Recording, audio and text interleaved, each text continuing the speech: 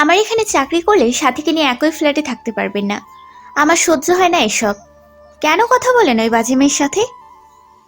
Please stop. সাথী বাজে না, বাজে আপনি। জানতাম এটাই বলবেন। যে স্ত্রী রেখে পতিতালয়ে রাত কাটায় তার কাছে আবার নীতি কথা। প্লিজ ম্যাডাম, আর না প্লিজ, আর এসব বলবেন না, আমি সহ্য করতে পারি না। আচ্ছা আসুন এইবার। আর আপনাকে 3 দিন সময় দিলাম। ওই মেয়ের থেকে দূরে থাকবেন। আর যদি না থাকেন তাহলে রিজাইন লেটার জমা দিয়ে যাবেন। ম্যাডামের রুম থেকে বিষণ্ণ মনে বের হলাম। সাথী আমার মুখ দেখে বুঝে ফেলেছে তাকে নিয়েই কিছু কথা হয়েছে। ডেস্কে এসে কয়েকবার জিজ্ঞেস করলেও কিছু বললাম না। সাথী চলে গেলে ভাবতে লাগলাম সাথীর মায়ের শেষ কথাগুলো। সাথীর মাকে কথা দিয়েছি সাথীকে দেখে রাখবো। এভাবে মেয়েটাকে একা ছেড়ে যাওয়া কি ঠিক হবে? কিছু ভাবতেই পারছি না আমি। এদিকে লাঞ্চের টাইমটাও অফিসের ক্যান্টিনে আমি আর সাথী একই টেবিলে বসে আছি। হঠাৎ কথা আমাদের মাঝে এসে বলল, আমি কিছু বুঝতে পারছি না। আমি কিছুই বুঝতে পারছি না। কি চায় আর আমার কাছে? আর কত কষ্ট দিবে আমায়? কথা তো খাচ্ছেই না, আমার দিকে চেয়ে আছে। আমি জানি টেবিলে বসে থাকলে আর চোখের পানি ধরে রাখতে পারবো না, কারণ পুরনো সব স্মৃতি অশ্রু হয়ে ঝরে পড়বে। এমন একটা দিন ছিল না কথা আমাকে না খাইয়ে দিত। আমি কথাকে অনেক খাইয়ে দিয়েছি, তাই খাওয়া আর শেষ করতে পারলাম না। হাত ধুয়ে টেবিল থেকে উঠতেই কে যেন আবার হাতটা চেপে ধরলো। তাকিয়ে দেখি সাথে হাতটা চেপে ধরেছে। খাওয়া শেষ না করে উঠতে হয় না? আপনি তো কিছুই খেলেন না। আবারও খাবার টেবিলে বসে পড়লাম। কথা অগ্নি দৃষ্টিতে তাকিয়ে আছে, মনে হচ্ছে খেয়ে ফেলবে। অফিসের সবার সামনে কিছু বলতেও পারছে না। খাবার রেখে যখনই কথা উঠতে যাবে তখনই নিজের অজান্তেই সাথীর মতো কথার হাতটাও ধরে ফেললাম। ম্যাডাম, আপনি তো কিছুই খেলেন না। কথা হাতটা ছাড়িয়ে নেওয়ার জন্য জুড়ে একটা ঝটকা দিয়ে ছাড়িয়ে বলতে লাগলো, আপনার কিভাবে সাহস হয় আমাকে টাচ করার? আপনাকে ভালো মনে করতাম, বাট আপনি যে এতটা নীচ তা আজ জানতে পারলাম। অফিসের সবাই হা করে আমার দিকে তাকিয়ে আছে। কথা ম্যাডাম এক নাগারে বলেই যাচ্ছে, সবাই সিসি করছে। এতটা অপমানিত হব কখনোই আমি ভাবতে পারিনি। চোখ থেকে পানি পড়ছে। কথা চলে গেল, যাওয়ার আগে বলল, কেমন দিলাম? আমার সামনে তোর হাত সাথী কেন ধরবে? তাই প্রতিশোধ নিলাম। আমি কিছুই বুঝতে পারছি না কথা ম্যাডাম আর কি চায়। আমি এক দৃষ্টিতে কথা চলে যাওয়ার দিকে চেয়ে আছি। খাচ্ছেন না কেন? আমি খাইয়ে দেব। প্লিজ আমাকে একা থাকতে দাও। বিকেলবেলা অফিস শেষ করে হসপিটালে চলে গেলাম। হসপিটালে গিয়ে দেখি কলিজাটা ঘুমাচ্ছে। মনে হচ্ছে পূর্ণিমার চাঁদটা কালো মেঘের আড়ালে পড়ে যাচ্ছে। রাইসের কপালে চুমু দিতেই জেগে উঠল। বাবাই বাবাই বলে জড়িয়ে নিল আমায়। বাবাই, মম আসেনি জানো বাবাই? আমার না খুব কষ্ট হয়। বাবা প্রতিদিন ঘুমোলে কে যেন আমাকে একটা সুন্দর বাগানে নিয়ে যেতে বলে জানো বাবাই। বাগানটা অনেক সুন্দর। বাগানে ছোট বাচ্চারা খেলা করে। আমার না তোমাকে ছেড়ে যেতে ইচ্ছে করে না। আচ্ছা বাবাই, মানুষ মরে গেলে কোথায় চলে যায়? তারা আর কি সেখান থেকে ফিরে আসতে পারে না? রাইসের কথা শুনে চিৎকার দিয়ে কান্না করতে ইচ্ছা করছে। রাইসাকে বুকের সাথে জড়িয়ে ধরে বললাম, মারে, এমন কথা আর কখনো মুখে আনবি না। তুই যে আমার বেঁচে থাকার শেষ সম্বল। বাবাই, তুমি কাঁদছো কেন? তুমি কেঁদো না। তুমি জানো না, তুমি কাঁদলে আমার খুব কষ্ট হয়। তুমি আর কান্না করো না। কথা বলতে বলতে রাইসা আমার বুকেই ঘুমিয়ে গেল। রাইসের কপালে আরো ভালোবাসার স্পর্শ এঁকে দিলাম। রাতে বাসায় ফিরে দেখি বাসায় কেউই নেই। রাত 9টা বাজে। বাসাতে পিনপিনে নীরবতা বিরাজ করছে। পাশের রুম থেকে ফিসফিস করে আওয়াজ আসছে। ভয় লাগছে সাথী তার রুমে নেই। পাশের রুমে গিয়ে থমকে গেলাম। সাথী নামাজ শেষ করে মোনাজাত ধরে কি কি যেন বলছে। জানালার কাছে যেতেই স্পষ্ট শুনতে পেলাম সাথী বলছে, যে আল্লাহ বিশ্বজাহানের অধিপতি ছোটবেলার বাবাকে কেড়ে নিল, বুঝতাম নাই যে না বাবা সেদিন গরম পানিতে গোসল করিয়ে সুন্দর করে সাজিয়ে কোথায় নেওয়া হচ্ছে। সবাই বলেছিল আমার বাবা কোথায় নিয়ে যাচ্ছে। ছোট মানুষ বলে কেউ কথা বলেনি। মামাকে বলেছি, মামা বাইরে, বাবাকে কোথায় নিয়ে যাও? আমার বাবা আমার সাথে কথা বলে না কেন? বাবা আমাকে রাজকুমারী ডাকে না কেন? সেদিন মামা শুধু কেঁদেছে। মায়ের কাছেই আসতেই মাও জড়িয়ে ধরে কেঁদে দিয়েছে আমায়। বুঝিনি সেদিন সবাই কেন কেঁদেছে। সবার সাথে সাথে আমিও কেঁদেছি। যখন একটু বড় হয়ে বুঝতে শিখেছি, সেদিন আমার বাবাকে তুমি আমার কাছ থেকে কেড়ে নিয়েছো। প্রতি রাতে মাকে বাবার কথা বললে মা আমাকে বুকে শক্ত করে জড়িয়ে ধরে কাঁদতো। তবুও আমার কাছে কোনো অভিযোগ করেনি। সেদিন প্রথম জানতে পারলাম আমি কখনো মা হতে পারবো না। সেদিন খুব কষ্ট পেয়েছিলাম, খুব কেঁদেছি। বিয়ের দিন পাত্রপক্ষ মা হতে পারবো না জেনে পোড়ামুখী বলে বিয়ে ভেঙে দেয়। আল্লাহ, মা না হওয়ার জন্য কি আমি দায়ী? কেন সবাই আমাকে কষ্ট দেয়? সুখে দুঃখে যে মা আগলে রেখেছে, সে মাটাকেও কেড়ে নিলে। আমাকে তোমার কাছে নিয়ে যাও, না হলে কেউ আর বলবে না মুখ পড়ি। তাহলে আল্লাহ, আমি রাজকে ভালোবাসি, রাইসাকে নিজের মেয়ে হিসেবে পেতে চাই। হে আল্লাহ, রাইসা এবং রাজকে তোমার কাছে ভিক্ষা চাই। আল্লাহ, এতিমের দোয়া তুমি কবুল করো। আমি একটা এতিম মেয়ে, তোমার কাছে রাইসাকে ভিক্ষা চাই। সাথী মোনাজাত শেষ করে রুম থেকে বের হওয়ার আগেই আমি আমার রুমে চলে আসলাম। রাতের খাবার নিয়ে সাথী আমার রুমে আসতেই মেঘলা আকাশে বাইরে বিদ্যুৎ চমকাচ্ছিল। হঠাৎ বাইরে জোরে বিদ্যুৎ চমকানোর সাথে সাথেই কারেন্ট চলে গেল। সাথী ভয় পেয়ে আমাকে জড়িয়ে ধরে। মনে হচ্ছে ছোট্ট একটা বাচ্চা ভয় পেয়েছে। আমি কি করব ভাবতে পারছি না। সাথীকে জড়িয়ে নিতে চেয়েও পারছি না, আবার ছাড়িয়েও নিতে পারছি না। কেন জানি মায়ায় পড়ে গেছি। কেন জানি একটা মায়া কাজ করছে। বারবার সাথীর কান্নামাখা মুখটাই ভেসে উঠছে। সাথীর মোনাজাতে প্রতিটা কথা কানে এসে বিচ্ছে। কিন্তু না, এটা ঠিক না। আমি যে কথাকে কথা দিয়েছিলাম, যতদিন নিঃশ্বাস থাকবে ততদিনই তাকে ভালোবাসবো। কারণ কথার তো কোনো দোষী নেই, সব দোষী আমার। পৃথিবীতে কোনো মেয়ে চাইবে না তার স্বামী পতিতালয়ে যাক। আর কথা তো ছিল অন্তঃসত্ত্বা। তাকে অমন রেখে রাতের পর রাত পতিতালয়ে কাটিয়েছি। কিন্তু কেন কাটিয়েছি সেটা আমি কাকে বলবো? সে যে এক করুণ সত্য, আমি যে সব বলতে পারবো না। হঠাৎ আবারও বজ্রপাতের শব্দ কল্পনা থেকে বাস্তবে ফিরলাম।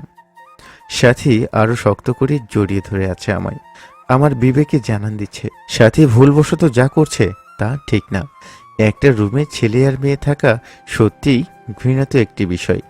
যদিও বাড়িওয়ালা জানে আমরা স্বামী স্ত্রী, কিন্তু সত্যিটা তো আমি জানি। তাই সাথীকে ছাড়িয়ে নিলাম। চার্জার লাইটটা জ্বালিয়ে দিয়ে সাথীর থেকে কয়েক হাত দূরে গিয়ে সরে দাঁড়ালাম। সাথীর দিকে চেয়ে দেখি লজ্জা না, ভয়েই সুন্দর মুখটা লাল টকটক হয়ে গেছে। মনে মনে স্থির করলাম সাথীকে সব বলা উচিত। এভাবে থাকলে যে কোনো সময় ভুলবশত কিছু না কিছু হয়ে যেতে পারে। আপনি খাবেন না? আমি মাথা নাড়িয়ে জবাব দিলাম, হ্যাঁ খাবো। সাথী খাবার নিয়ে টেবিলে সাজিয়ে রাখলো। আমি হাতটা ধুয়ে খেতে বসতেই করে চিৎকার দিয়ে উঠলাম। কারণ আজ বিকেলে রাইসাকে ফল কোটে দেওয়ার সময় আমার হাতটা কেটে যায়। সেখানেই তরকারির ঝোলটা পড়াই অনেকটাই কষ্ট হচ্ছে আমার। আমার চিৎকার শুনে সাথী ভয় পেয়ে যায়। কাঁপা কাঁপা গলায় বলল, কি হয়েছে? না কিছু না, কাটা হাতে তরকারির ঝোল লাগাই জ্বলতেছে।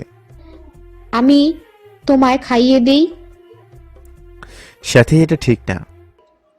আমি তো তোমার কাছে কিছু চাইনি, শুধু তোমাকে খাইয়ে দিতে চেয়েছি। জানো রাজ, তোমাকে কিভাবে বুঝাবো? তোমার একটু কষ্টে আমার বুকটা যে ফেটে যায়। আমি তোমার কাছে কোনো অধিকার চাই না, তুমি চিন্তা করো না। কথা আপু তোমারই হবে। কাঁদতে কাঁদতে কথাগুলো বলল সাথী। সাথীর মুখে তাকালেই কেন জানি অজানা মায়া কাজ করে। নাও হা করো, বিকেলে তো খাওনি। নিজের চেহারা কি এমন হাল করেছো? সাথী খাইয়ে দিচ্ছে আমায়। আমি সাথীর দিকে পলকহীন দৃষ্টিতে তাকিয়ে আছি। খাওয়া শেষ করে রুমে এসে ঘুমিয়ে গেলাম। রাতে অদ্ভুত এক স্বপ্নে ঘুমটা ভেঙে যায় আমার। ঘড়ির দিকে তাকিয়ে দেখি রাত প্রায় 4টা ছুঁই ছুঁই। টেবিলে রাখা পানি ঢকঢক করে খেয়ে নিলাম। পরের দিন অফিসে যেতেই খানিকটা লেট হয়ে যায় আমার। অফিসের ডেস্কে বসে কাজ করছি, এমন সময় পিয়ন এসে বলে গেল, ম্যাডাম আপনাকে ডাকছে। আমি হাতে থাকা ফাইলটার কাজ শেষ করেই ম্যাডামের রুমে যাওয়ার সাথে সাথেই শক খেলাম। ম্যাডাম আর একটি ছেলের হাত ধরে বসে আছে। মিস্টার রাজ, এ আমার হাজবেন্ড আকাশ, আজ থেকে অফিসের নতুন বস। তুমি ওকে সাহায্য করবে। ম্যাডামের মুখে আকাশ নামটা শুনে বুকের ভেতরটা কেঁপে উঠল। মনে হচ্ছে কলিজাটা কেউ টেনে ছিঁড়ে ফেলছে। কি হলো, কিছু বলছেন না যে? জি ম্যাম, আমার সবটা দিয়ে স্যারকে হেল্প করব। আমি আসি, কথা, আমার কাজ আছে। আচ্ছা যাও, আর হ্যাঁ সাবধানে যেও। অবশ্যই। আকাশ স্যার চলে গেলেন। কথা ম্যাডাম আমার দিকে বলল, আপনাকে না বলেছিলাম সাথীর সাথে একই ফ্ল্যাটে না থাকতে? তারপর আপনি থাকেন কেন? সাথী আপনার কি হয়? সাথী আমার হবু বউ, আমার রাইসার মম। রাইসার মম সাথী না আমি। জন্ম দিলেই মা হওয়া যায় না। আপনার তো স্বামী রয়েছে, প্লিজ আমাদের মাঝে আসবেন না। আমি তোমার মতো দুশ্চরিত্রের কাছে যাব এটা কি করে ভাবলে? আমি আমার মেয়েকে ফেরত চাই। মেয়েকে আমার জীবন গেলেও ফেরত পাবেন না। আর আপনি কেমন মা যে হসপিটালে মেয়েকে মেরে ফেলার প্ল্যান করেন? আরে আমি না হয় অপরাধী ছিলাম, কিন্তু আমার অপরাধের শাস্তি আমার মেয়েকে কেন দিতে চেয়েছিলেন? আপনি মা না, মা জাতির কলঙ্ক। যে সুদর্শন স্বামী পাওয়ার আশায় নিজের সন্তানকে মেরে ফেলার প্ল্যান করে, তার মুখেই রাইসার নামটা শোভা পায় না। সে কখনোই মা হতে পারে না। আমি তোমার মতো না, বিশ্বাস করো আমি কিছুই জানি না। যখন আমার প্রসব ব্যথা ওঠে তখন আমাকে হসপিটালে নিয়ে যায়। তারপর যখন জ্ঞান ফিরে তখন বাবা বলে আমার মৃত বাচ্চা হয়েছে। আমি তো তোমাকে হারিয়ে আমার গর্ভের সন্তানকে নিয়ে বাঁচতে চেয়েছিলাম।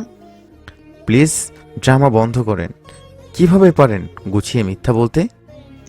রাজ, আমি আমার রাইসাকে ফেরত চাই। রাইসা আপনাকে ঘৃণা করে। রাইসার মম সাথী। ঠাস করে গালে চর বসিয়ে দিয়ে বলল, আমার সামনে ওই নষ্টামের নাম আর বলবে না। রাইসা আমার মেয়ে, যত কিছুর বিনিময়ে হোক আমার মেয়েকে আমি আমার কাছেই রাখবো। আর তুই যদি ওই নষ্টামের সাথে মিশেছিস তাহলে তোকে বরখাস্ত করব। আমি কথার মুখের দিকে করুণ দৃষ্টিতে কিছুক্ষণ তাকিয়ে থেকে বের হয়ে আসলাম। বিকেলবেলা অফিস শেষে সাথীকে নিয়ে হসপিটালে রাইসাকে দেখতে যাচ্ছি। সাথী রিক্সা থেকে নেমে অনেকগুলো গোলাপ ফুল কিনে আমার হাতে দিয়ে পিছনে তাকিয়ে দেখি কথা ম্যাডাম দাঁড়িয়ে আছে। ম্যাডাম কিছুক্ষণ তাকিয়ে থেকে তারপর চলে গেলেন। পরের দিন আমি আর সাথী একসাথেই অফিসে আসি।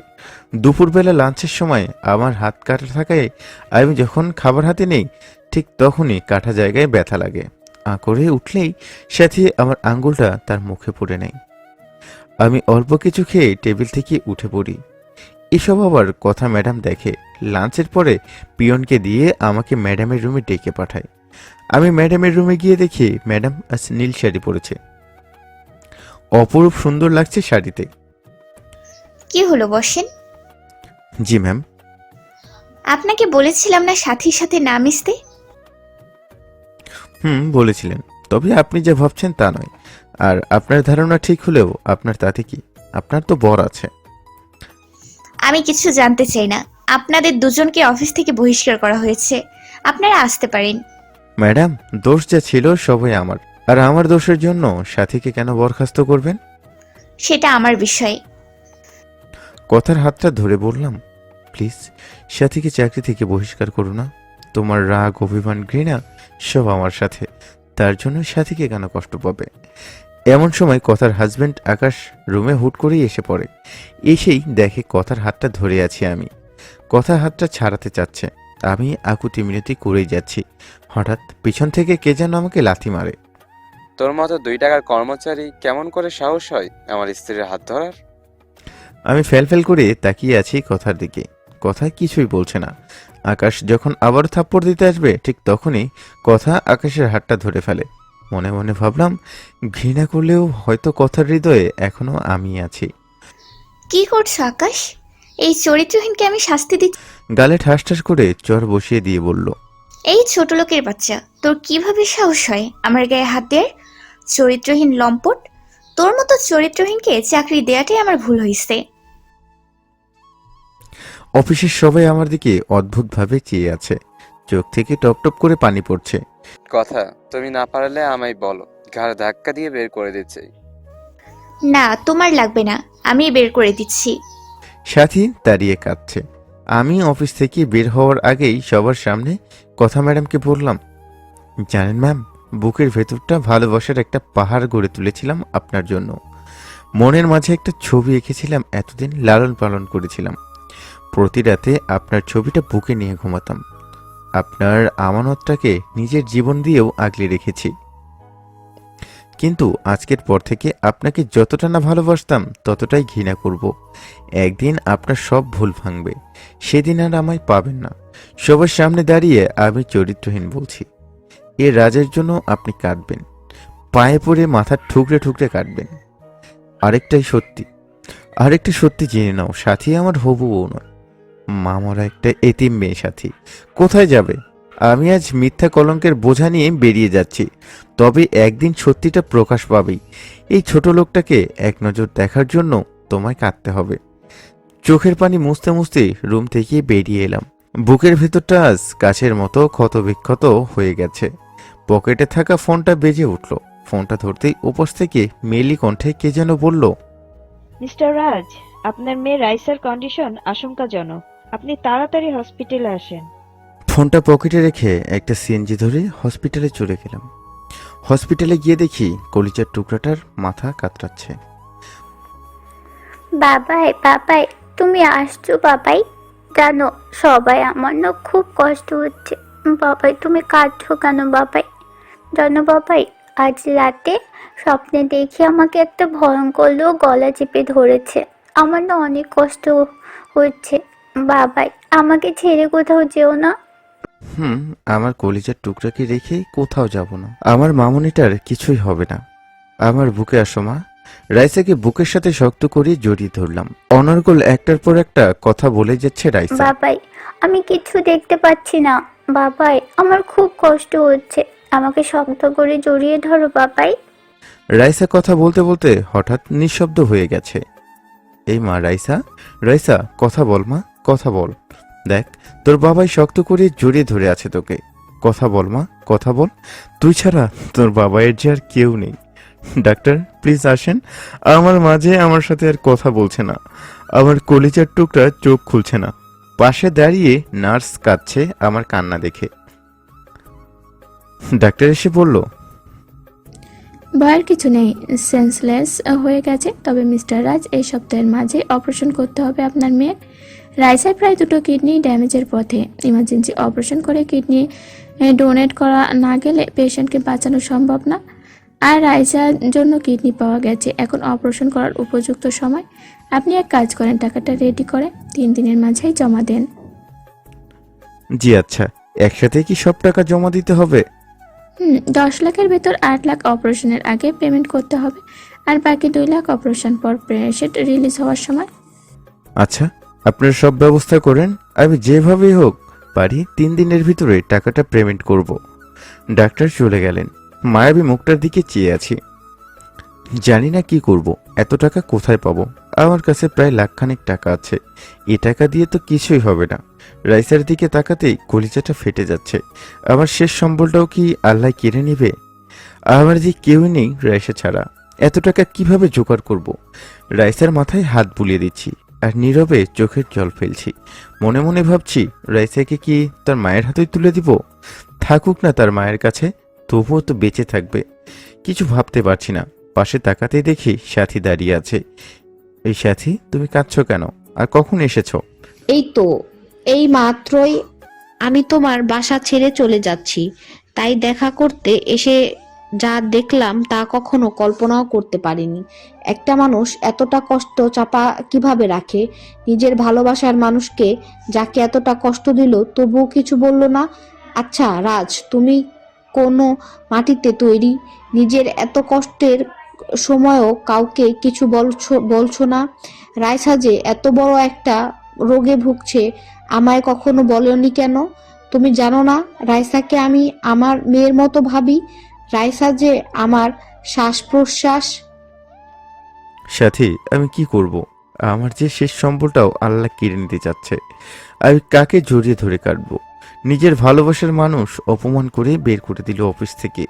চরিত্রহীন সার্টিফিকেট ধরিয়ে দিল আমায়। এতটা ভালোবাসার পরেও এক বিন্দু বুঝলো না আমায়। জানো সাথী, তোমাকে আমি সত্যি একটা কথা বলি। আমার এই জীবনে আর কাউকে ভালোবাসতে পারবো না আমি।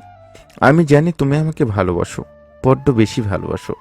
জানো সাথী, ভালোবাসলেই কারোর সাথে ঘর বাঁধা যায় না। রাজ প্লিজ চুপ করো। আমি তোমার কাছে ভালোবাসা চাইনি, চাই না স্বামীর অধিকার।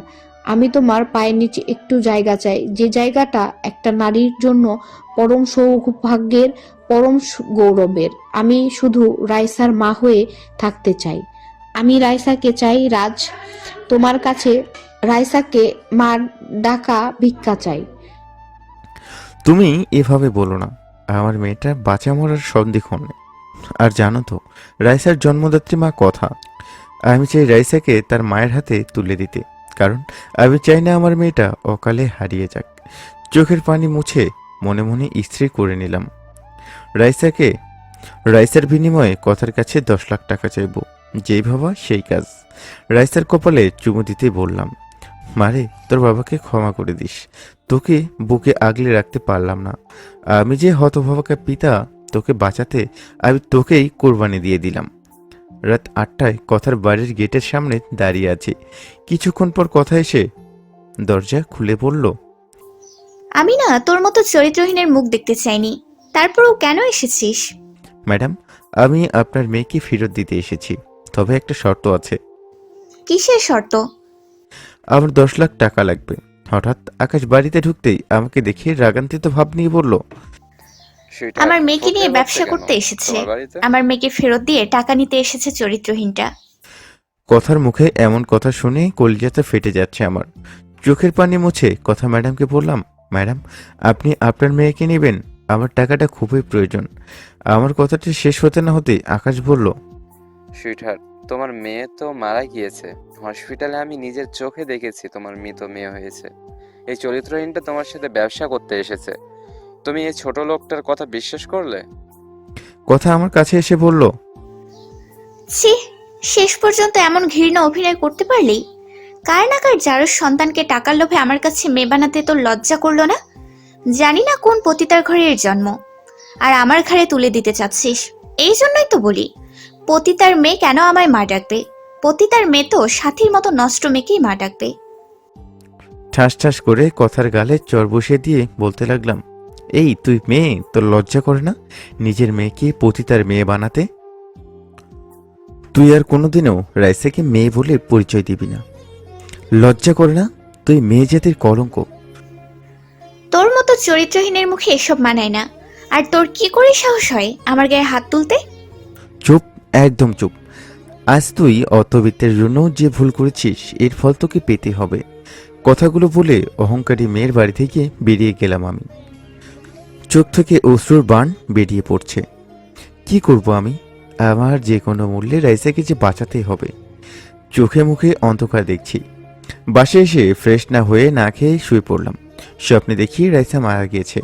ঘুম ভাঙতেই মনে হলো, যার জন্য পৃথিবীতে সব দরজা বন্ধ হয়ে যায়, তার জন্য আল্লাহর দরজা খোলা থাকে।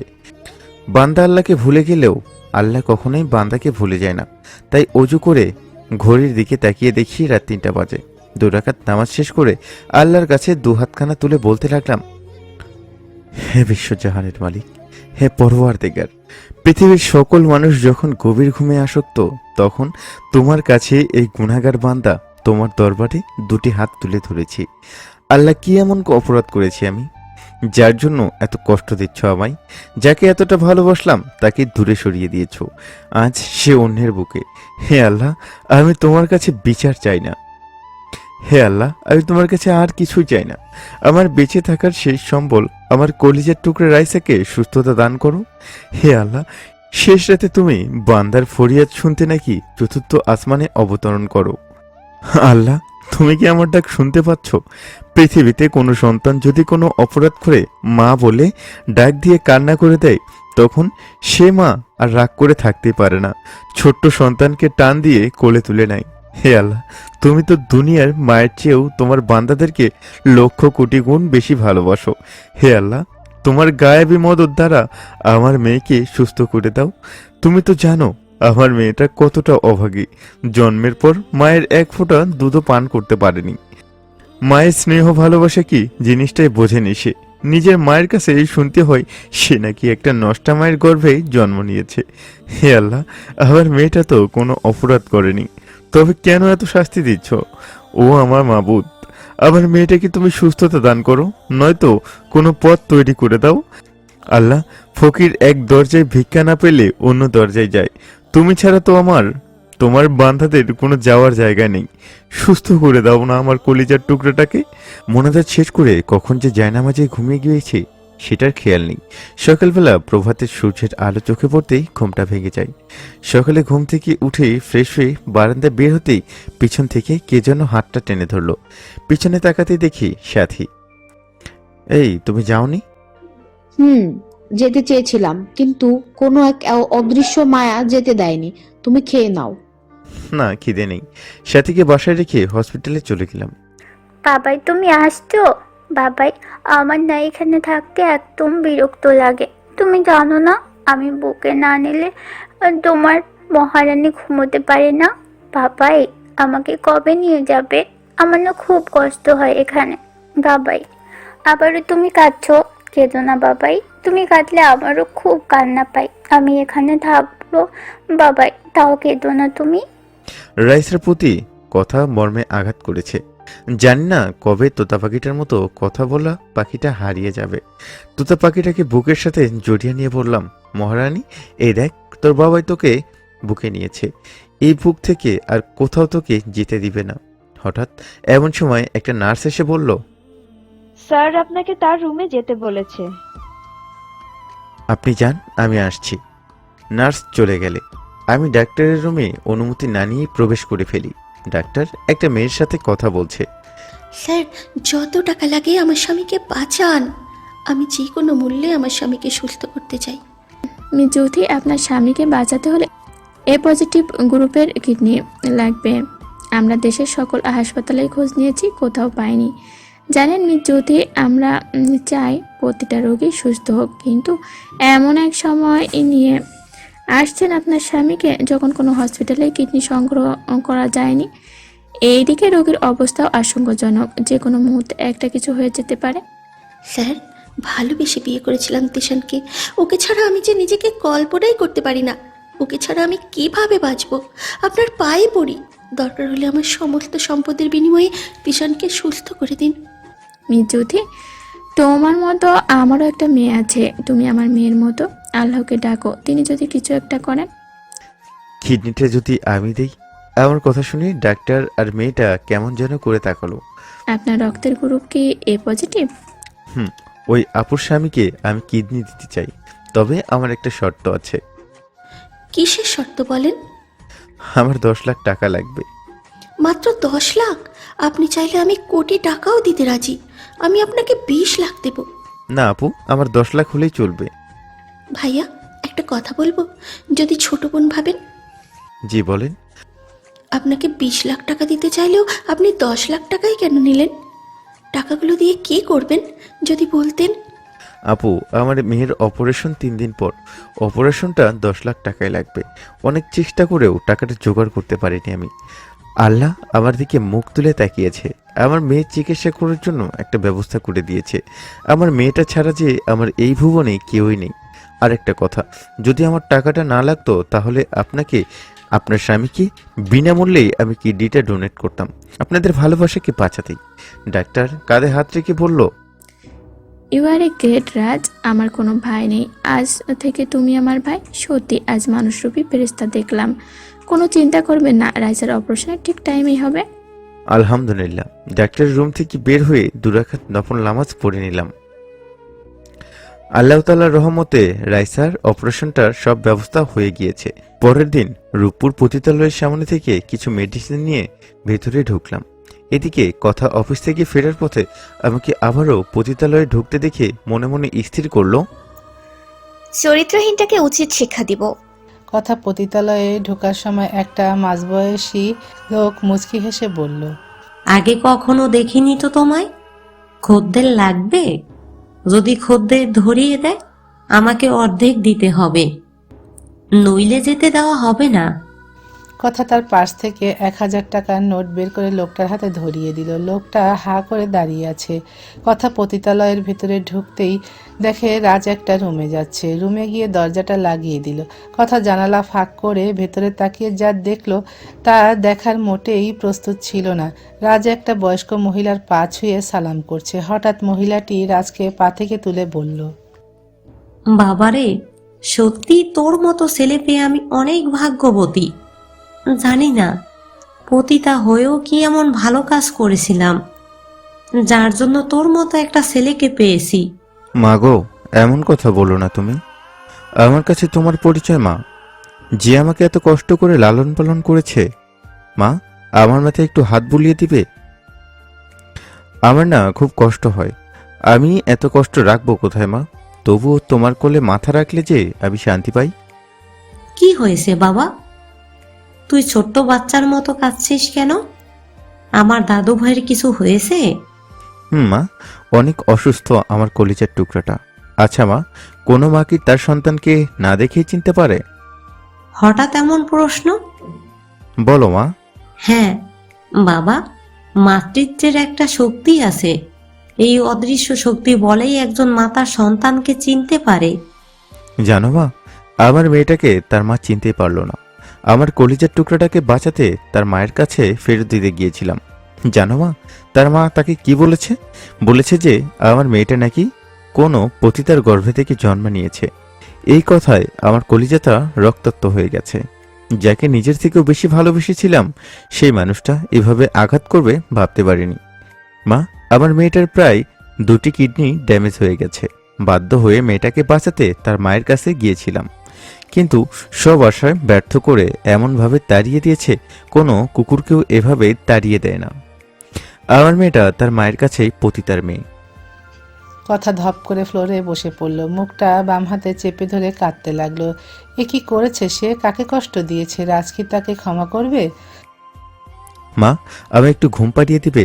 আমার যে নিঃশ্বাস নিতেও অনেক কষ্ট হয়। আবার মাথায় মা হাত বুলিয়ে দিচ্ছে। মায়ের কোলে মাথা রেখে আমার কিডনিটা ডোনেটের সবকিছু বললাম।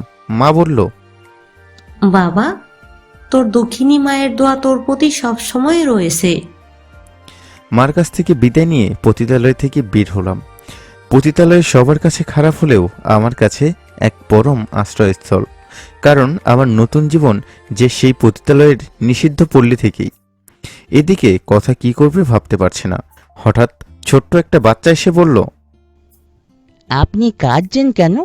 কাঁদবেন না, জানেন আমার মাও কাঁদে যখন অন্য মানুষ আমাকে বাইরে বের করে দিয়ে মাকে ভেতরে নিয়ে দরজা লাগিয়ে দেয়। আপনারও কি বাচ্চাকে বাইরে বের করে দিয়েছে? পতিতারা খারাপ, তাদের সন্তানও সে পাপের ফসল। কিন্তু কথার কাছে আজ এ সমীকরণ মিথ্যে লাগছে। কেন জানি বাচ্চাটাকে বুকের সাথে জড়িয়ে কাঁদতে মন চাচ্ছে। আপনি কাঁদবেন না কেমন, চলেন দিদার কাছে যাই। ছোট বাচ্চাটার কথা শুনে রাইসার কথাগুলো মনে পড়ল।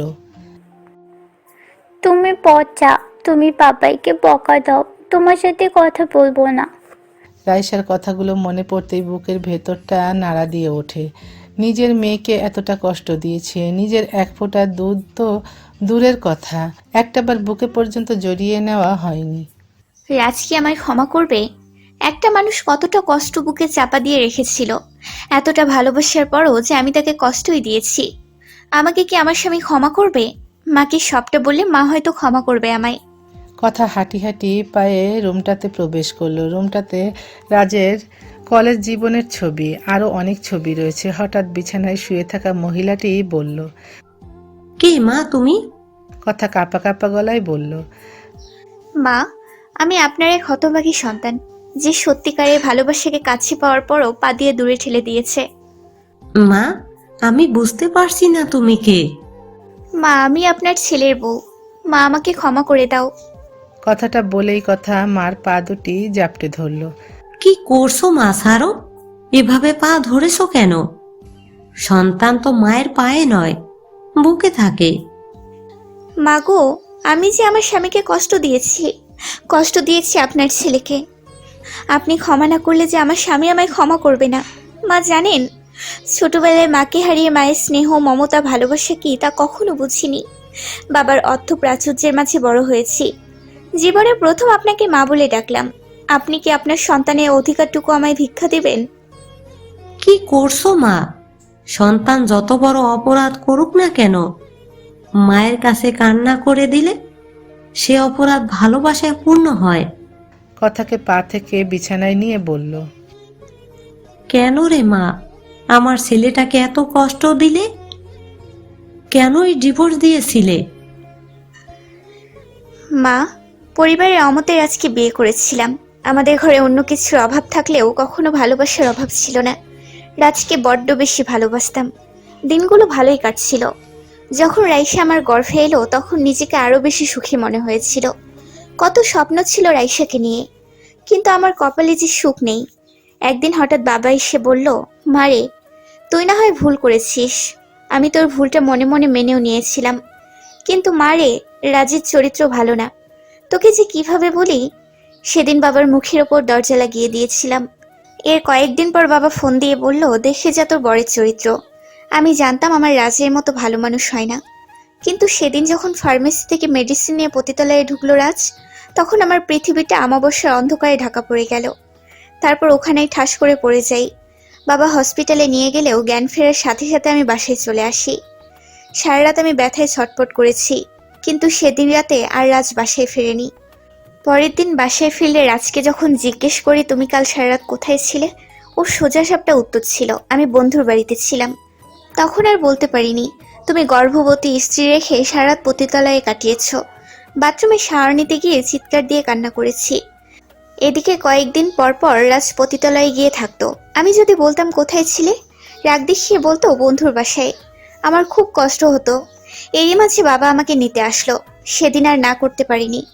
মনে মনে স্থির করে নিয়েছিলাম বাকি জীবনটা রাজের ভালোবাসার ফসল গর্ভের সন্তানকে নিয়েই পার করে দিব। কিছুদিন পরেই রাজকে ডিভোর্স দেই। এদিকে বাচ্চা প্রসবের সময় ঘনিয়ে আসলে হসপিটালে নিয়ে যায় বাবা আমাকে। যখন জ্ঞান ফেরে তখন জানতে পারি আমার মৃত বাচ্চা হয়েছে। মা, আমি কি করব বলেন? রাজা মাই কিছুই বলেনি আপনার কথা। মা, আপনার দুটো পায়ে পড়ি, আমার স্বামীর ঘরে আমাকে ফিরিয়ে দেন। আমি যে রাজকে ছাড়া বাঁচবো না। মারে, ক্ষমা তুই কেন চাচ্ছিস? ক্ষমা আমাকে তুই করে দে। আমি যে রাজকে কসম দিয়েছিলাম আমার কথা কাউকে না বলতে। যেদিন রাজকে ঔষধ নিয়ে পতিতালয়ে ঢুকতে দেখেছিলে, সেদিন আমার প্রচন্ড জ্বর ছিল। সারা রাত মাথায় পানি দিয়েছিল রাজ, তাই বাসায় যেতে পারেনি। জানিস মা, আমার জন্য আমার ছেলেটার জীবন থেকে অনেকটি বছর নষ্ট হয়ে গেছে। তোকে যে কিভাবে বলি, রাজ আমার নিজের সন্তান নয়। মা, তাহলে রাজকে? রাজ রাজহাক চৌধুরীর ছেলে। ছোটবেলায় রাজের বাবাকে রোড অ্যাক্সিডেন্টে তারই শালা মেরে ফেলে, নিজের বোনকে বিধবা বানায়। আজ থেকে 25 বছর আগের কথা। আমি তখন 18 বছরের যুবতী। বিয়ের আসরে পালিয়ে এসেছিলাম, কিন্তু মন্দ কপাল নিয়ে যারা জন্মগ্রহণ করে তাদের কপালে সুখ নেই। ছোটবেলায় মাকে হারাই। বাবা আরেকটা বিয়ে করলে বাবাও হয়ে যায় সৎ মায়ের মতো। জোর করে টাকার লোভে 50 বছরের এক বয়স্ক লোকের সাথে বিয়ে দিতে চায়। তাই বিয়ের আসরে রায়হানের সাথে পালিয়ে ঢাকা আসি, কিন্তু ভালোবাসার মানুষটি বিয়ে করার নাম করে পতিতালয় বিক্রি করে দিয়ে যায়। খুব কেঁদেছিলাম। জানিস মা, একদিন সর্দানি বলল, তুই আজকে রাতটা বিশিষ্ট শিল্পপতি নিয়ান সাহেবের সাথে কাটাবি। আমি মাথা নাড়িয়ে হ্যাঁ সুযোগ জবাব দিলাম। না করার যে কোনো ক্ষমতা আমার মতো মেয়ের ছিল না। সেদিন রাতেই আসিফ সাহেব তাদের বাংলোয় নিয়ে যায়। রাতে অনেক নেশা করে আসিফ সাহেব, আমাকে ভোগ করতে ব্যস্ত। এমন সময় দরজাটা খুলে যায়। দরজাটা খোলার সাথে সাথেই একটা মহিলা চিৎকার করে বলে ওঠে, আসিফ সাহেব আমাকে চলে যেতে বলে। আমি কাপড়টা ঠিক করে বাড়ি থেকে বের হতে গিয়ে কিসের যেন অজানা টানে বাড়িতে ফিরে আসি। ঘরের বাহির থেকে জানালা দিয়ে সবকিছু দেখছি। আসিফ, তুই? তোকে তো ভালো ভেবেছিলাম, কিন্তু তুই এতটা নীচ। আমার ঘৃণা হচ্ছে। তুই আমার ভাই, আমার স্বামীর পবিত্র বাংলোকে তুই কলঙ্কিত করেছিস। তুই আজকেই আমাদের বাড়ি থেকে বেরিয়ে যাবি। আসিফ, তুই কি বলছিস? মদ খেয়ে নষ্টামি করে তুই কাকে কি বলছিস সব ভুলে গেলি? না, ভুলিনি। আর এই বাংলো তোর না, আপু, বাংলো সহ সব সম্পত্তি আমার।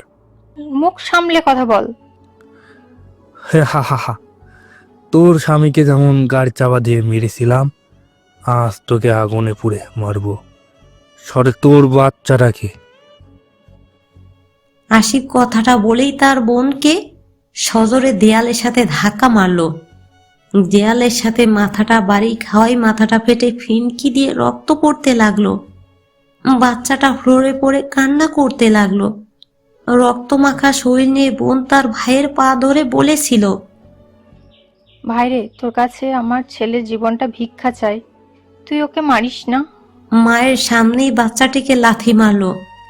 মুখ দিয়ে রক্ত ঝরছে, আর মা শেষরে শেষরে বাচ্চাকে বুকের সাথে জড়িয়ে নিল। বাচ্চার কান্নাটা হঠাৎ যেন নিস্তব্ধ হয়ে গেল। আমার কাছে মনে হচ্ছে পৃথিবীর নৃশংস কোনো ঘটনা দেখছি। বুকের ভেতরটা কেমন কেঁপে উঠছে। পাপিষ্ট আসিফ এরপর যা করলো তা আমি কল্পনায়ও ভাবিনি। ঘরে আগুন লাগিয়ে দরজাটা লাগিয়ে দিয়ে বের হয়ে পড়ল। আমি আড়ালে লুকিয়ে পড়লাম। ঘরের ভেতর আগুন দাউ দাউ করে জ্বলছে।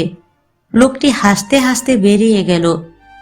লোকটি চলে যাওয়ার সাথে সাথেই আমি ঘরে ঢুকেই দেখি মেয়েটির শাড়িতে আগুন লেগেছে। বাচ্চাটি তার মায়ের দুধ খাচ্ছে। মেয়েটির হাত ধরে দেখলাম নারীর স্পন্দন বন্ধ হয়ে গেছে। শরীরের অর্ধেক অংশ আগুনে পুড়ে গেছে। অন্যদিকে বাচ্চাটির দুধ খাওয়ার দৃশ্যটি হৃদয়ে দাগ কেটে যাচ্ছে। বাচ্চাটিকে নিজের অজান্তে বুকে টেনে নিলাম। হঠাৎ দেখি আগুনের স্ফুলিঙ্গ আমার শরীরে পড়ছে। হঠাৎ দেখি আগুনের স্ফুলিঙ্গ আমার শরীরে পড়ছে। বাচ্চাটিকে নিয়ে একেবারে পতিতা পল্লীতে এসে পড়ি। সর্দারনি খালাকে সব বললে খালা আমাকে লুকিয়ে রাখে, আর আমি রাজকে নিজের ছেলের মতো বড় করি। রাজের মতো কষ্ট পৃথিবীতে কোনো ছেলে হয়তো করেনি। রাজের বয়স যখন 6 বছর, তখন এই নিষিদ্ধ পল্লীতে রাখিনি। রাজকে আবাসিক এক স্কুলে ভর্তি করিয়ে দিয়েছিলাম। রাজের বাবার নাম ছিল না। আমি পারিনি রাজকে তার বাবা মার পরিচয় দিতে। সবাই রাজকে বিশ্রী ভাষায় কথা বলতো। রাজকে নিয়ে তাই পতিতালয় ছেড়ে কোথাও যাইনি।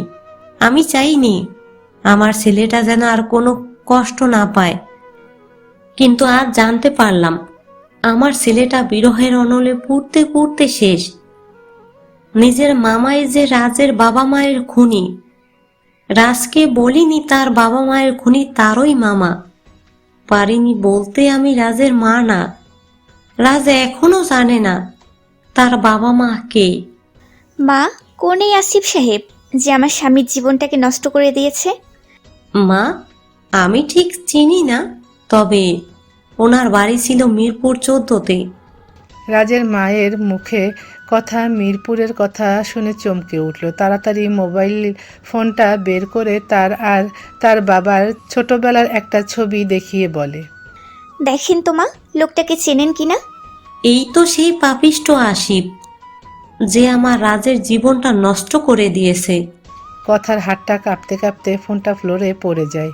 কথার মাথায় যেন আকাশ ভেঙে পড়ল। তার বাবাই তার ফুফি ফুফাকে খুন করেছে। রাজ তাহলে আমার ফুফাতো ভাই? কথার মাথায় কিছু ঢুকছে না। রাজ যদি জানতে পারে আমি তার বাবা মায়ের হত্যাকারীর মেয়ে, রাজ কি আমায় ক্ষমা করবে?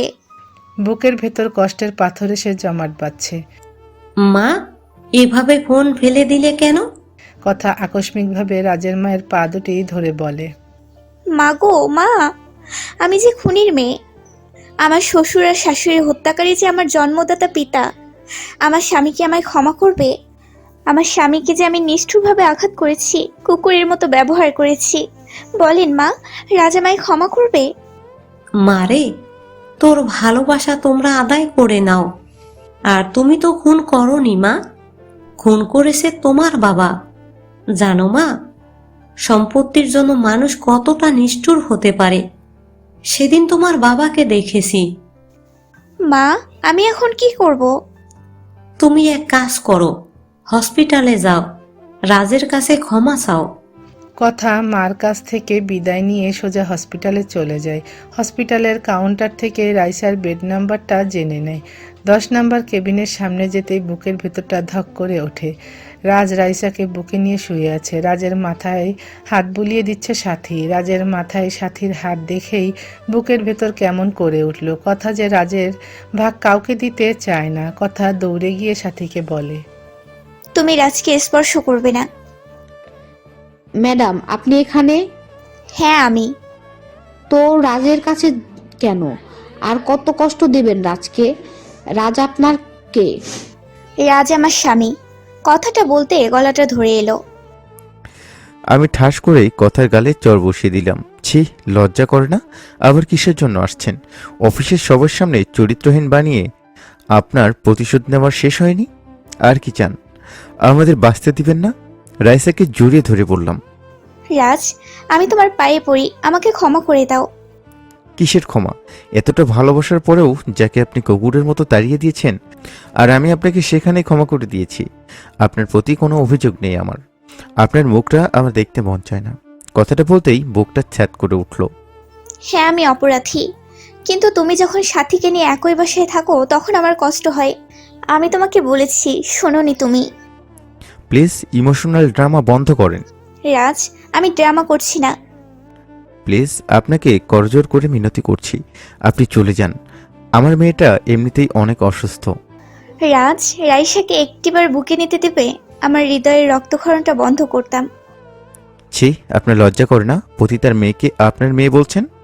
হঠাৎ সাথী কথার গালে ঠাস করে চর বসিয়ে দিল। আমি কথার দিকে তাকিয়ে আছি।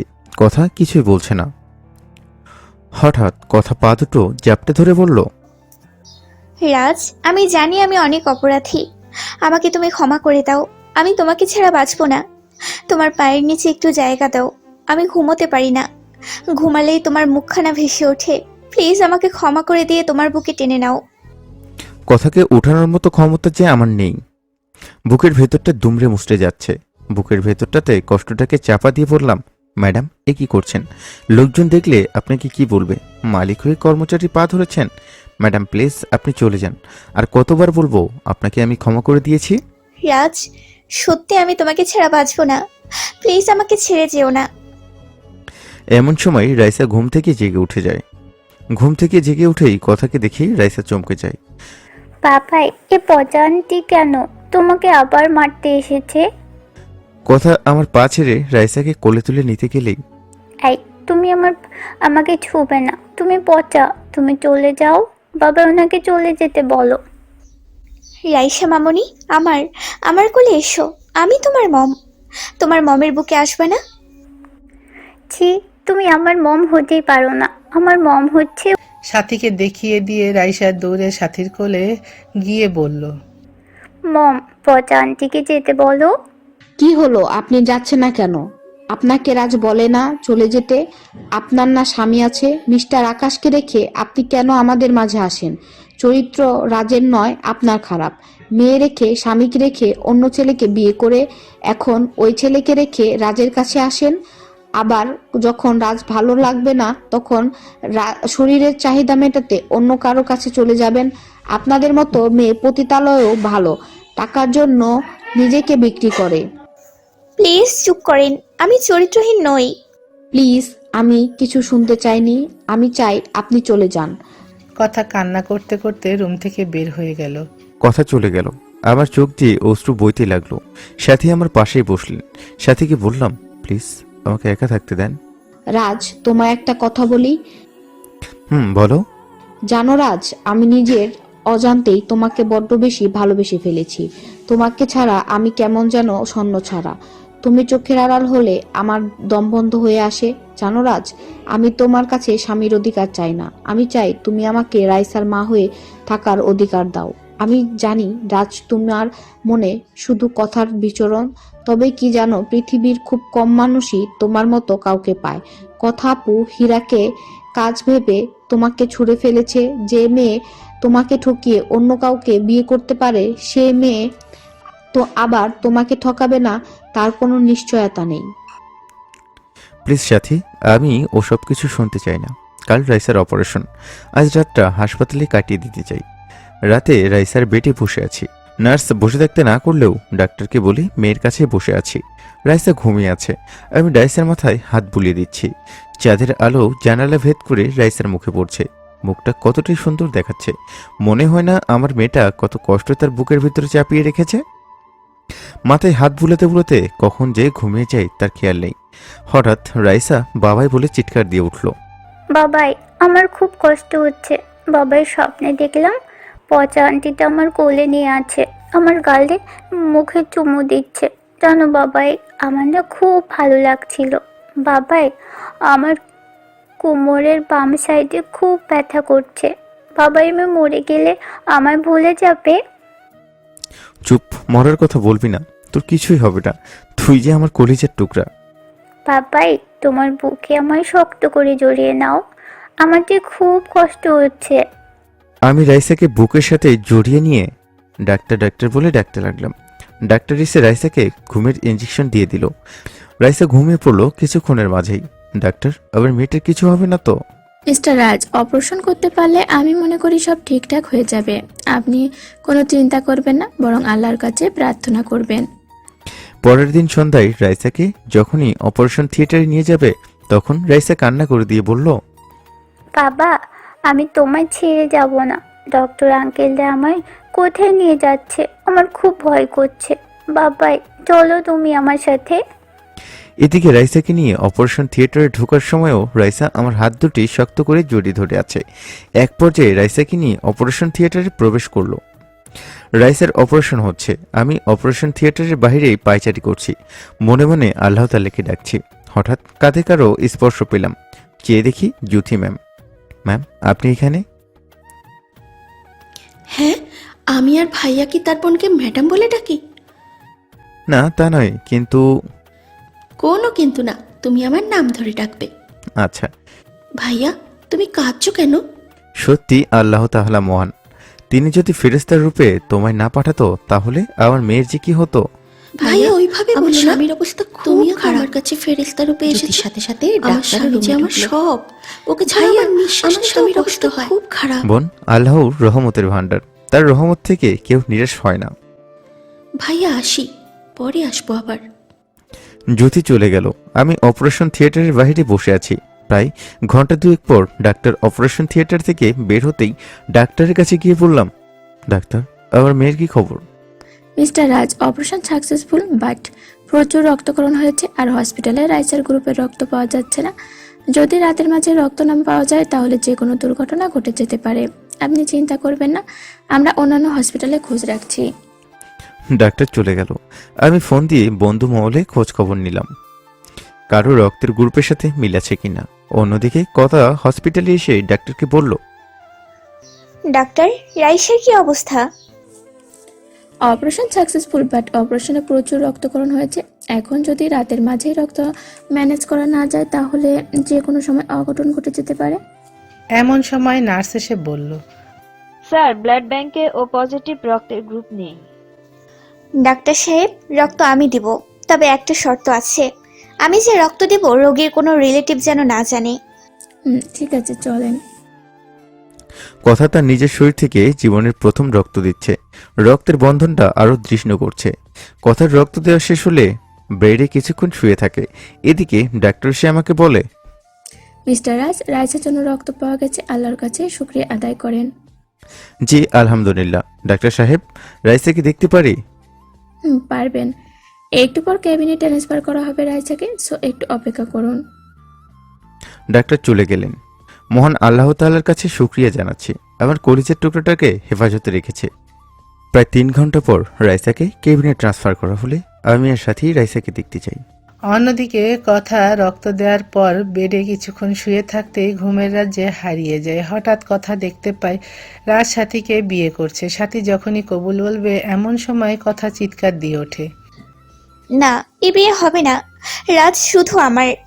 এটুকু দেখতেই কথার ঘুম ভেঙে যায়। কথা ঘুম থেকে উঠে এক দৌড়ে রাইসার কেবিনে গিয়ে যা দেখে, কথা তার দেখার জন্য মোটেও প্রস্তুত ছিল না। সাথী রাজের হাতটা শক্ত করে ধরে রেখেছে। মনে হচ্ছে সাথী ভয় পাচ্ছে, রাজকে হারানোর ভয়। কথার খুব করে কান্না পাচ্ছে। রাজকে কি সে সত্যি হারিয়ে ফেললো? সে রাজকে হারালে যে বাঁচবে না। যেমন করে হোক রাজকে তার করে নিতেই হবে। কথা রুমের বাইরে দাঁড়িয়ে কাঁদছে, গাল থেকে টুপটাপ করে পানি পড়ছে।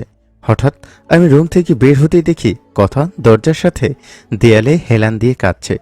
নিজের অজান্তেই মনটা কেমন করে উঠল। আমার দিকে চোখ পড়তেই কথা মাথাটা নিচু করে বলল, আমায় ক্ষমা করা যায় না?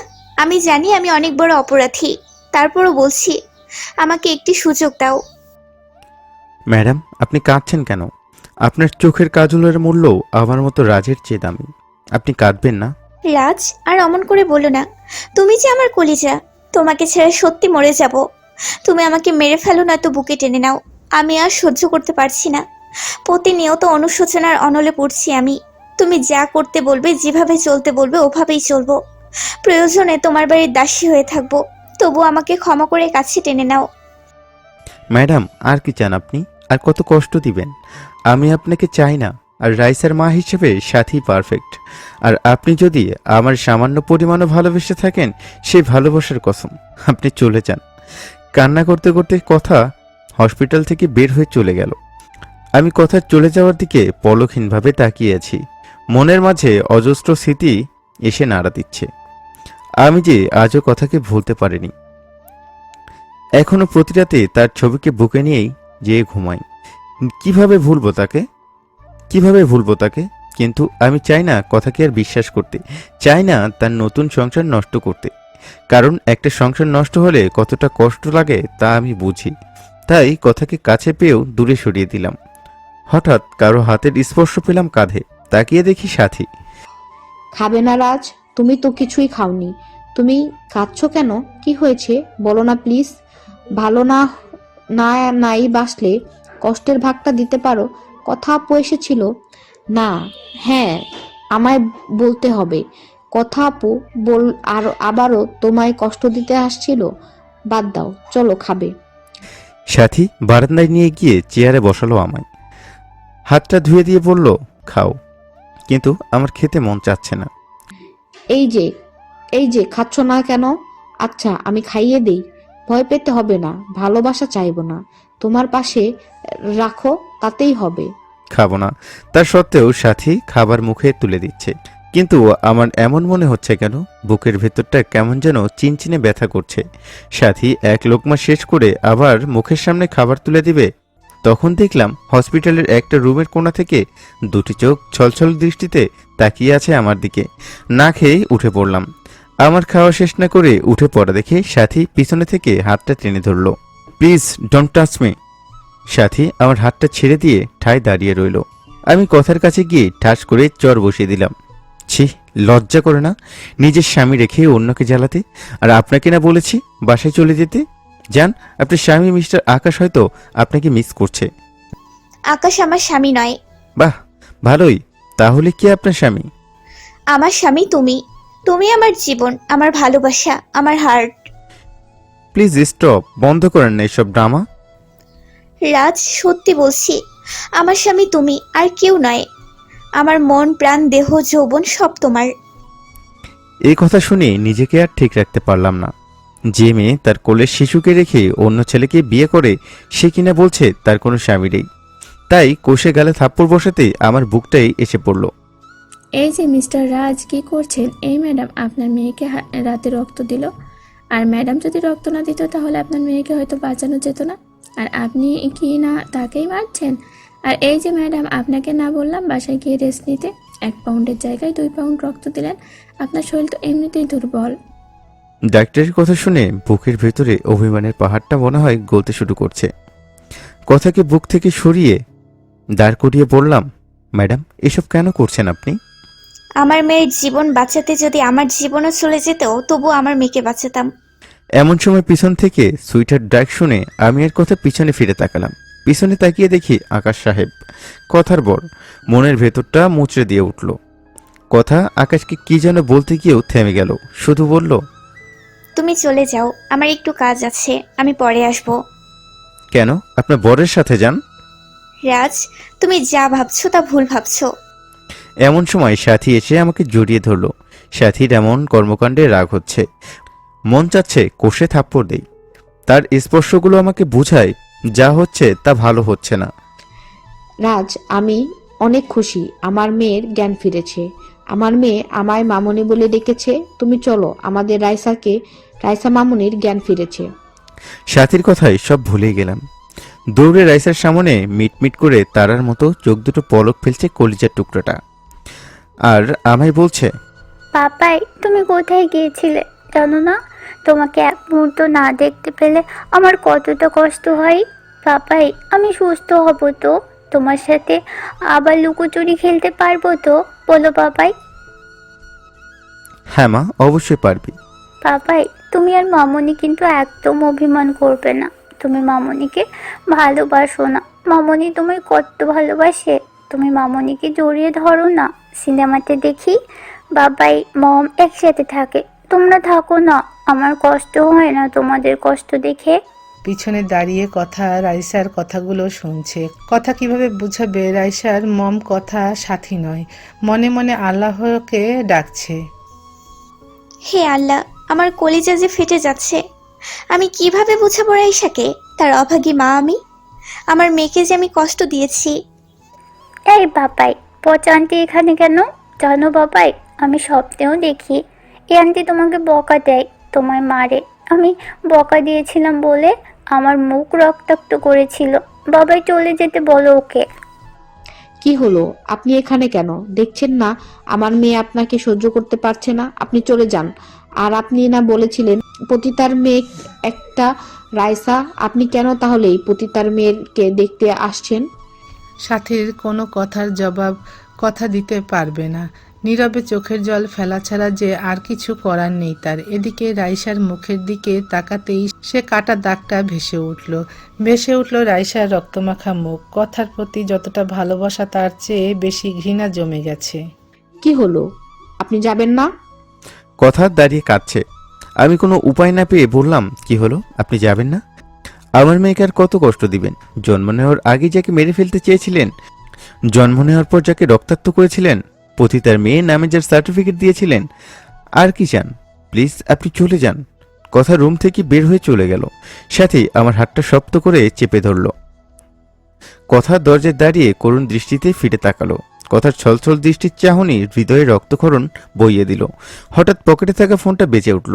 ফোনের ওয়েলপেপারে মা লেখাটা ভেসে উঠতেই ফোনটা রিসিভ করলাম। ওপাশ থেকে মেয়েলি কণ্ঠে কে যেন বলল, রাজ ভাইয়া, আপনার মা অসুস্থ, আপনি একটু মন ক্লিনিকে আসবেন। আচ্ছা। ফোনটা রেখেই সাথীকে রাইসার কাছে রেখে চলে গেলাম মায়ের কাছে। মায়ের মাথার কাছে একটা মেয়ে বসে আছে। আমি রুমে ঢুকতেই মেয়েটা দূরে গিয়ে সরে বসলো। মা, কি হয়েছে তোমার? আমায় আগে কেন বলনি? না রে বাবা, বয়স হয়েছে তো, তাই শরীরের এই অবস্থা। মায়ের মাথায় হাত দিয়ে দেখি জ্বরে গা পুড়ে যাচ্ছে। বাবা, কাঁদছিস কেন? জানিস বাবা, আজ তোকে কিছু বলতে চাই। জানি না তুই কি মনে করবি। আমি তো চলেই যাব, তাই যাবার আগে সত্যিটা বলে যেতে চাই তোকে। রাজ বাবা, আমি তোর মা নই। তুই এই পতিতার গর্ভে জন্ম নিসনি। মা, কি বলছো এসব? আমি কি শুনতে চেয়েছি? তোমার পরিচয় শুধুই মা। তুমি আমার জান্নাত, তুমি আমার সব। আমার মা তুমি, কেন মিথ্যা বলছো? বাবা, মরার আগে কেউ মিথ্যে বলে না। মা প্লিজ, তুমি থামবে? আমার মা তুমি, অন্য কেউই না।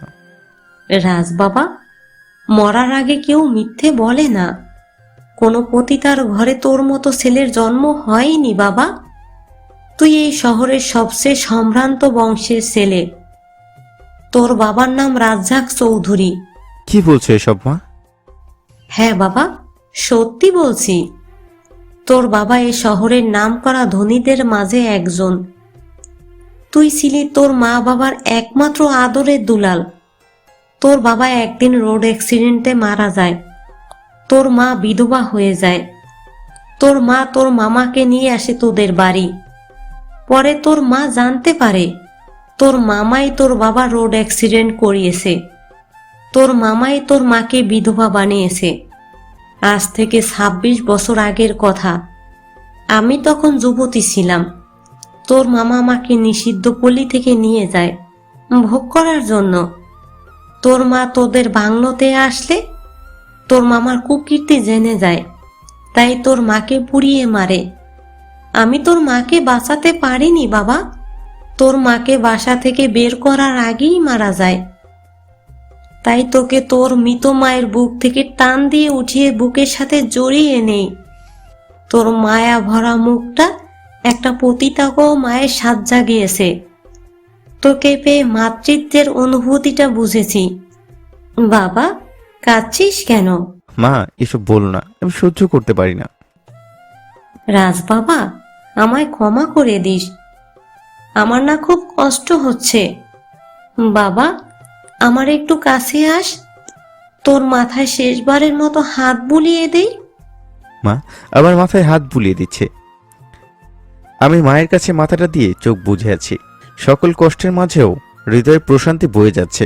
মা আমার মাথায় হাত বুলিয়ে দিতে দিতে বলল, জানিস বাবা, তোর বাবা মায়ের খুনি কথার বাবা, কথা তোর মামা তো বোন। তবে কথা মেয়েটাকে তুই কোনোদিন কষ্ট দিস না।